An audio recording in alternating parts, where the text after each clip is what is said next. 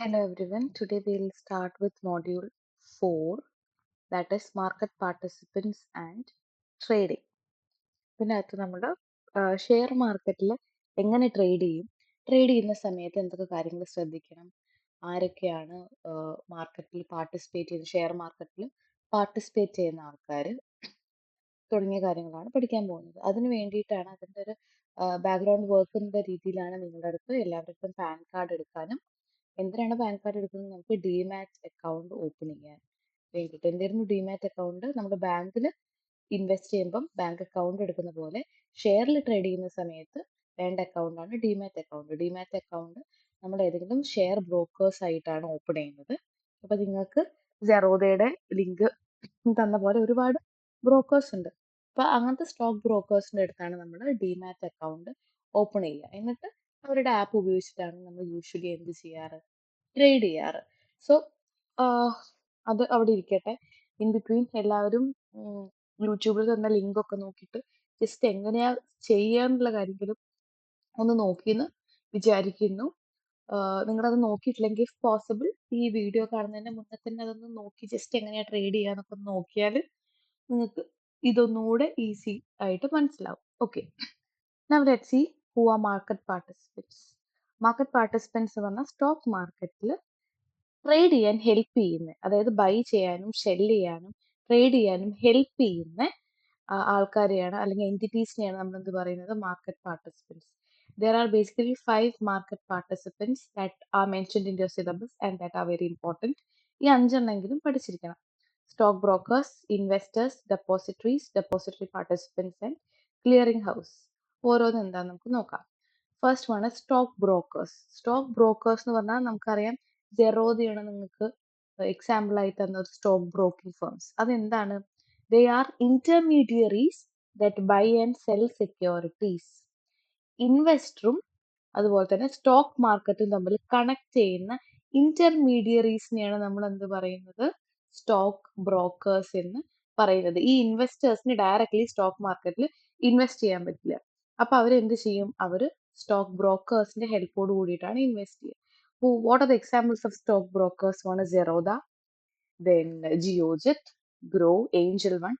ഇതൊക്കെയാണ് stock broking ഫേംസിന്റെ example. They act as agents executing trades based on investors' instructions. Investors കൊടുക്കുന്ന instruction അനുസരിച്ച് by ചെയ്യുകയും ചെയ്യും, സെല് ചെയ്യുകയും ചെയ്യും. അതാണ് trading. They can be mainly two types in the stock brokers: full service brokers and discount brokers. ഈ full service brokers എന്ന് പറഞ്ഞാൽ അവർ ഒരുപാട് ജസ്റ്റ് ബൈങ് ആൻഡ് സെല്ലിംഗ് അല്ലാതെ ഒരുപാട് കാര്യങ്ങൾ ചെയ്യും. ഡിസ്കൗണ്ട് ബ്രോക്കേഴ്സ് എന്ന് പറഞ്ഞാൽ അവർ ജസ്റ്റ് ബേസിക് ട്രേഡ് എന്ന് പറഞ്ഞാൽ ഷെയർ വാങ്ങുകയും വിൽക്കുകയും ബൈങ് ആൻഡ് സെല്ലിംഗ് മാത്രം ചെയ്യുന്ന ആൾക്കാർ. അവരുടെ കമ്മീഷൻ റേറ്റ് പൊതുവെ കുറവായിരിക്കും. ഇവർ ബൈങ് ആൻഡ് സെല്ലിംഗ് മാത്രമല്ല, ബാക്കി ഇൻസ്ട്രക്ഷൻസ്, എങ്ങനെ ബൈ ചെയ്യണം, അതിനെക്കുറിച്ചുള്ള കൂടുതൽ റിസർച്ച്, പിന്നെ എങ്ങനെ പൈസ ഉണ്ടാക്കാം, വെൽത്ത് മാനേജ്മെന്റ് പോളിസി തുടങ്ങിയ എക്സ്ട്രാ കാര്യങ്ങളൊക്കെ കൊടുക്കുന്ന ആൾക്കാരാണ് എന്ത്? Full service brokers. നേരെ മറിച്ച് ഡിസ്കൗണ്ട് ബ്രോക്കേഴ്സ് എന്ന് പറഞ്ഞാൽ അവര് ബേസിക് ട്രേഡ് ബൈ സെല്ലും ചെയ്യുന്നത് മാത്രം പറയും. കൂടുതലായിട്ടുള്ള കാര്യങ്ങൾ അഡ്വൈസറി സർവീസ് ഒന്നും കൊടുക്കില്ല. അതുകൊണ്ട് തന്നെ ഡിസ്കൗണ്ട് ബ്രോക്കേഴ്സിന്റെ കമ്മീഷൻ കുറവായിരിക്കും. നമ്മൾ ഫ്രീ ആയിട്ട് ആർക്കും ഒന്നും ചെയ്ത് കൊടുക്കില്ല. എന്തെങ്കിലും കൈൻഡ് ഓഫ് ബെനിഫിറ്റ് നമുക്ക് എന്തായാലും വേണ്ടി വരും. അതാണ് കമ്മീഷൻ. ബ്രോക്കേഴ്സിന് കിട്ടുന്ന റിട്ടേണിനെയാണ് നമ്മൾ കമ്മീഷൻ എന്ന് പറയുന്നത്. ഡിസ്കൗണ്ട് ബ്രോക്കേഴ്സിന്റെ കമ്മീഷൻ പൊതുവെ കുറവായിരിക്കും. ഫുൾ സർവീസ് ബ്രോക്കേഴ്സിന്റെ കമ്മീഷൻ പൊതുവെ കുറച്ചുകൂടെ കൂടുതലായിരിക്കും. കാര്യം അവർ ഒരുപാട് റിസർച്ചും വെൽത്ത് മാനേജ്മെന്റ് പോളിസീസും കാര്യങ്ങളൊക്കെ തരുന്നുണ്ട്. നിങ്ങൾക്ക് തന്ന സെറോദയുടെ ലിങ്ക് അല്ല, അല്ലെ നിങ്ങൾക്ക് തന്ന ഏഞ്ചൽ വണ്ണിന്റെ ലിങ്ക് അല്ല നിങ്ങൾക്ക് തന്നെ ഞാൻ എക്സാമ്പിൾ നോക്കിയപ്പോൾ ഏഞ്ചൽ വൺ എന്ന് പറഞ്ഞ ഒരു ഡിസ്കൗണ്ട് ബ്രോക്കിംഗ് ഫേമാണ്. അതിന്റെ കമ്മീഷൻ ലോ ആണ്. പൊതുവെ ട്രേഡ് ചെയ്യുന്ന സമയത്ത് എന്തായാലും കമ്മീഷൻ അവരെടുക്കും. അവരൊരു ഇന്റർമീഡിയറ്റ് അല്ലേ, വെറുതെ നമ്മൾ ട്രേഡ് ചെയ്യാൻ സഹായിക്കില്ലല്ലോ. അപ്പൊ കമ്മീഷൻ ലോ ആയതുകൊണ്ടാണ് നിങ്ങൾക്ക് ഏഞ്ചൽ തന്നിട്ടുള്ളത്. ജെറോദ ഒരു ഫുൾ സർവീസ് ബ്രോക്കിംഗ് ഫേം ആണ്. അവർ ഒരുപാട് സർവീസ് ഒക്കെ ചെയ്യുന്നുണ്ട്. അപ്പോൾ നിങ്ങൾക്ക് ഏഞ്ചൽ തന്നതിന്റെ കാര്യം ഡിസ്കൗണ്ട് ബ്രോക്കേഴ്സ് ആണ്. അവരുടെ കമ്മീഷൻ കമ്പാരിറ്റീവ്ലി കുറവാണ്. അപ്പൊ നിങ്ങൾ എങ്ങാനും ട്രേഡ് ചെയ്യുന്നുണ്ടെങ്കിൽ ഏഞ്ചലിൽ ചെയ്തോട്ടെ എന്ന് വിചാരിച്ചിട്ടാണ്. ഞാൻ ഏഞ്ചലിൽ ചെയ്യുന്നുണ്ട്, ജെറോദയിൽ, ജിയോജിറ്റിലൊക്കെ ചെയ്യുന്നുണ്ട്. അപ്പൊ കമ്പാരിറ്റീവ്ലി റേറ്റ്, ബ്രോക്കറേജ് ഒക്കെ കുറവും ഒന്നുകൂടെ യൂസർ ഫ്രണ്ട്ലി ഏഞ്ചൽ ആണെന്ന് തോന്നിയിട്ടാണ് നിങ്ങൾക്ക് തന്നത്. But you can use any platform. പിന്നെ സ്റ്റോക്ക് ബ്രോക്കേഴ്സിന്റെ മെയിൻ ഫങ്ഷൻസ് എന്താണ്? നമ്മൾ നേരത്തെ പറഞ്ഞു, buying and selling of securities. പിന്നെ ഇൻവെസ്റ്റ്മെന്റ് റിസർച്ച് കാര്യങ്ങൾ ഫുൾ സർവീസ് ബ്രോക്കേഴ്സ് കൊടുക്കും. അവരുടെ പോർട്ട്ഫോളിയോസ് മാനേജ് ചെയ്യും. പോർട്ട്ഫോളിയോ എന്ന് പറഞ്ഞാൽ നമ്മുടെ ഏതൊക്കെ ഷെയർ വാങ്ങി വിറ്റു, അല്ലെങ്കിൽ ഏതൊക്കെ ബോണ്ട് വാങ്ങി, മ്യൂച്വൽ ഫണ്ട് വാങ്ങി, അങ്ങനെ നമ്മുടെ ഇൻവെസ്റ്റ്മെന്റ്സിനെയാണ് പോർട്ട്ഫോളിയോ എന്ന് പറയുന്നത്. ആ പോർട്ട്ഫോളിയോസിന്റെ അത് മാനേജ് ചെയ്യും. അതുപോലെ തന്നെ ഓൺലൈൻ ട്രേഡിംഗ് പ്ലാറ്റ്ഫോമിൽ ട്രേഡ് എക്സിക്യൂട്ട് ചെയ്യാൻ വേണ്ടിയിട്ട് അവരെ സഹായിക്കും. ഇതെല്ലാമാണ് എന്തിന്റെ ഫങ്ഷൻസ്? ബ്രോക്കേഴ്സിന്റെ functions. Next one is investors. Investors ആരാ? നമ്മൾ പൈസ ഡെപ്പോസിറ്റ് ചെയ്യുന്നത്, അതായത് നമ്മുടെ ക്യാപിറ്റൽ എന്ന് പറഞ്ഞാൽ മണി, നമ്മുടെ ക്യാപിറ്റൽ ഫ്യൂച്ചർ റിട്ടേൺ കിട്ടാൻ വേണ്ടിയിട്ട്, ഫ്യൂച്ചർ പ്രോഫിറ്റ് കിട്ടാൻ വേണ്ടിയിട്ട് പൈസ അലോട്ട് ചെയ്യുന്ന ആളാണ് ആര്? Investors. They purchase securities with the aim of increasing their wealth. Investors ഒരുപാട് ടൈപ്പ് ഉണ്ട്. Main classification are retail investors and institutional investors. Retail investors എന്ന് പറഞ്ഞാൽ ഇൻഡിവിജ്വൽ നമ്മളെ പോലെ ഇൻവെസ്റ്റ് ചെയ്യുന്ന ആൾക്കാരാണ് റീറ്റെയിൽ ഇൻവെസ്റ്റേഴ്സ് എന്ന് പറയുന്നത്. അവർ പൊതുവെ കുറച്ച് ക്വാണ്ടിറ്റീസ് ആയിരിക്കും വാങ്ങിക്കുക. ഇൻസ്റ്റിറ്റ്യൂഷണൽ ഇൻവെസ്റ്റേഴ്സ് എന്ന് പറഞ്ഞാൽ അവർ വലിയ ക്വാണ്ടിറ്റീസ് വാങ്ങിക്കുക. ഒരു ഒന്നോ രണ്ടോ ആൾക്കാരല്ല, വലിയ ആൾക്കാർ, ഒരുപാട് ആൾക്കാർ ചേർന്നിട്ടുള്ള ഓർഗനൈസേഷനാണ് നമ്മൾ ഇൻസ്റ്റിറ്റ്യൂഷണൽ ഇൻവെസ്റ്റേഴ്സ് എന്ന് പറയാം. Examples R mutual funds, pension funds, insurance company. Insurance company ആരാന്ന് നമുക്കറിയാം. നമ്മൾ പോളിസി ഹോൾഡേഴ്സിന് പോളിസി കളക്ട് ചെയ്ത് പ്രീമിയം വാങ്ങിക്കുന്ന ആൾക്കാരാണ് ഇൻഷുറൻസ് കമ്പനി. പെൻഷൻ ഫണ്ട് എന്ന് പറഞ്ഞാൽ റിട്ടയർമെന്റ് സമയത്ത് പെൻഷൻ ഒക്കെ മാനേജ് ചെയ്യുന്നത്. മ്യൂച്വൽ ഫണ്ട് എന്ന് പറഞ്ഞാൽ നമ്മൾ കഴിഞ്ഞ സെമ്മിൽ പഠിച്ചിട്ടുണ്ട് തോന്നുന്നു. മ്യൂച്വൽ ഫണ്ട് അല്ല, ഈ കഴിഞ്ഞ സെമ്മിലല്ല, ഇതിൽ തന്നെ ഫസ്റ്റ് മൊഡ്യൂളിൽ പഠിച്ചിട്ടുണ്ട്. The pool money from investors to invest in a diversified portfolio of securities. ഒരു ഷെയറിൽ അല്ലെങ്കിൽ ഒരു ബോണ്ടിൽ മാത്രമല്ല, ഒരുപാട് സ്ഥലത്ത് പൈസ നമ്മൾ ഷെയർ ഹോൾഡേഴ്സിന്റെ അടുത്ത് വാങ്ങിയിട്ട് ഇൻവെസ്റ്റ് ചെയ്യുന്ന ആൾക്കാരാണ് മ്യൂച്വൽ ഫണ്ട് ഹൗസസ് എന്ന് പറയുന്നത്. അപ്പൊ ഇതൊക്കെയാണ് ഇൻസ്റ്റിറ്റ്യൂഷണൽ ഇൻവെസ്റ്റേഴ്സിന്റെ. ഇൻസ്റ്റിറ്റ്യൂഷണൽ ഇൻവെസ്റ്റേഴ്സ് എന്ന് പറഞ്ഞാൽ ഒന്നുമല്ല, അവർ ഒരു ടൈപ്പ് ഓഫ് ഓർഗനൈസേഷൻ ആയിരിക്കും. ഒരുപാട് പേര് തമ്മിൽ തുടങ്ങിയ ഓർഗനൈസേഷൻസ് ആണ്.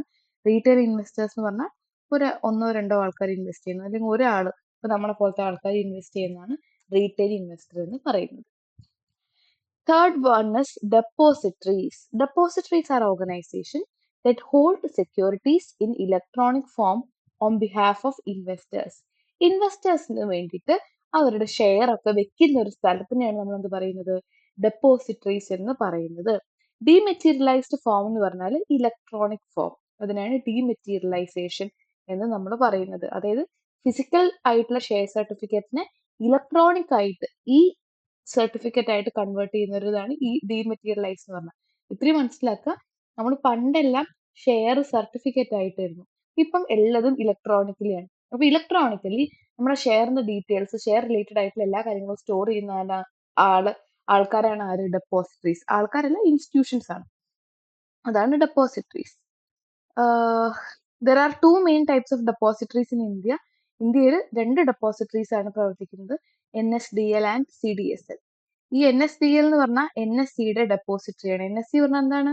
National stock exchange. ഇന്ത്യയിൽ മെയിൻ ആയിട്ട് പ്രവർത്തിക്കുന്ന രണ്ട് സ്റ്റോക്ക് എക്സ്ചേഞ്ച് ആണ് NSE ആൻഡ് BSE. ഇതിനെ കുറിച്ച് നമ്മൾ അടുത്ത പാർട്ടിൽ കൂടുതൽ പഠിക്കും. NSE എന്ന് പറഞ്ഞാൽ നാഷണൽ സ്റ്റോക്ക് എക്സ്ചേഞ്ച്. NSEയുടെ ഒരു ഡെപ്പോസിറ്ററി ആണ് NSDL. BSE ബോംബെ സ്റ്റോക്ക് എക്സ്ചേഞ്ചിന്റെ ഡെപ്പോസിറ്ററി ആണ് CDSL. What is NSDL? National securities depository limited. CDSL central depository services limited. ഈ ഡെപ്പോസിറ്ററിയുടെ മെയിൻ ഫങ്ഷൻസ് എന്ന് പറഞ്ഞാൽ വൺ ഇസ് ഡീമെറ്റീരിയലൈസേഷൻ, അതായത് ഫിസിക്കൽ ഷെയർ സർട്ടിഫിക്കറ്റ് ഇലക്ട്രോണിക് ആയിട്ട് കൺവേർട്ട് ചെയ്ത് സ്റ്റോർ ചെയ്യുക. Electronic settlement. സെറ്റിൽമെന്റ് എന്ന് പറഞ്ഞാൽ ഷെയർ വാങ്ങുകയും വിൽക്കുകയും ചെയ്യുന്ന സമയത്ത് പൈസ സെറ്റിൽ ചെയ്യുക, അത് ചെയ്യാൻ വേണ്ടി സഹായിക്കും. അവരുടെ ഷെയർ ഹോൾഡേഴ്സിന് റെക്കോർഡ് ചെയ്യാൻ വേണ്ടി റെക്കോർഡ് കീപ്പ് ചെയ്യും. പിന്നെ അതുപോലെ തന്നെ ട്രാൻസ്ഫർ ചെയ്യാൻ വേണ്ടിയിട്ട്, അക്കൗണ്ട്സ് ഒക്കെ ട്രാൻസ്ഫർ ചെയ്യാൻ വേണ്ടിയിട്ട്, പൈസ ട്രാൻസ്ഫർ ചെയ്യാൻ വേണ്ടി സഹായിക്കും. കോർപ്പറേറ്റ് ആക്ഷൻസ്, അതായത് ഡിവിഡൻഡ് ഡിസ്ട്രിബ്യൂട്ട് ചെയ്യുക, ബോണസ് ഷെയർ, റൈറ്റ് ഷെയർ, അങ്ങനത്തെ കുറെ കാര്യങ്ങൾ ഡിസ്ട്രിബ്യൂട്ട് ചെയ്യാൻ വേണ്ടി എന്ത് സഹായിക്കും?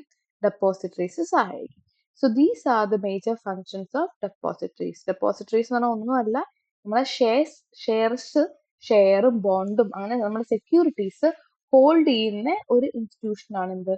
ഡെപ്പോസിറ്ററി. ഇന്ത്യയിൽ പ്രവർത്തിക്കുന്ന മെയിൻ രണ്ട് ഡെപ്പോസിറ്ററിയാണ് NSDL and CDSL. The fourth intermediary is depository participants or DP. It is the agent of depository through which investors can access the services of depository. അതായത് ഡെപ്പോസിറ്ററി ഇൻവെസ്റ്റേഴ്സും തമ്മിലുള്ള ഒരു ഇന്റർമീഡിയറി ആരാണ്? ആണ് ആര്? Depository participants.